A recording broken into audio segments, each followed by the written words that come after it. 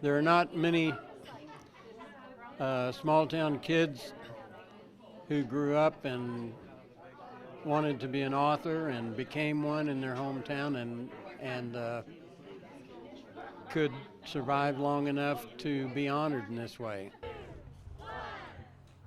This evening, the Perryton Chamber of Commerce unveiled a Hank the Cowdog statue outside of Perryton's Museum of the Plains. Erickson says he's proud to be from Perryton and feels honored that the city would honor him in this way. It's community support like that that helped the Ericksons get through a tragedy. More than 3 years ago, the Perryton Fire devastated their family and other ranchers as it burned 318,000 acres across multiple counties in the Texas Panhandle.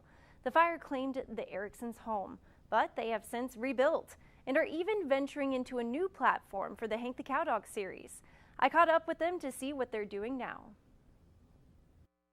After the Perryton fire, John and his wife Chris lived in a modular home on their Roberts County ranch. With the help of their sons, they decided to rebuild in the exact same spot where their home once stood. To this day, the smell of smoke still haunts the Ericksons. The sightings of recent fires in Roberts County still bring them back to the day they lost everything. Since the fire in 2017, we've been on alert every spring since then, and we haven't had any fires really close to us, but they've been close enough where we could see smoke. And even if there's a fire around Amarillo, we see the smoke in the air and we smell it, and it brings back unpleasant memories. He says Chris keeps a bag ready to go in case they have to run.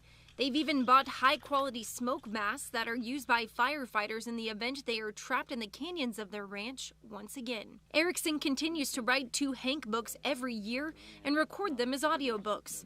His books are getting new life this year in a new podcast series starring Matthew McConaughey, Kirsten Dunst, and others. Erickson's son, Mark, is the executive producer. That's one book, The Case of the Enchanted Forest, broken out into 5 scripted episodes that are about 20 minutes apiece. I mean, I've grown up with this particular story, all the stories, but this one in particular.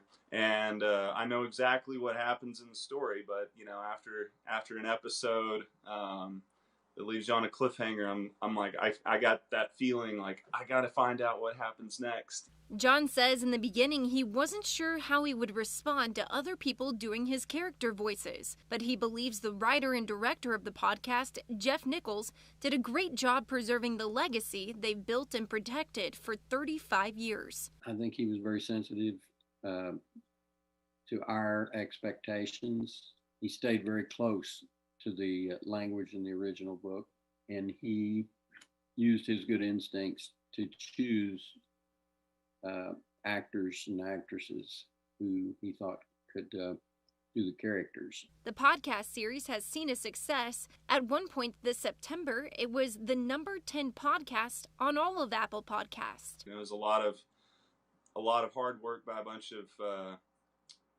of people who brought their talents together to pull this off, and I'm just very, very proud that it's being received so well. I thought McConaughey just did a superb job. He has a real understanding of that character, and he's able to do so much with his voice. He is a true professional in his field. As for what's next for Hank the Cowdog, John says they're in talks about more podcasts and possibly even a television series. The podcast has partnered with the National Ranching Heritage Center out of Texas on an educational curriculum.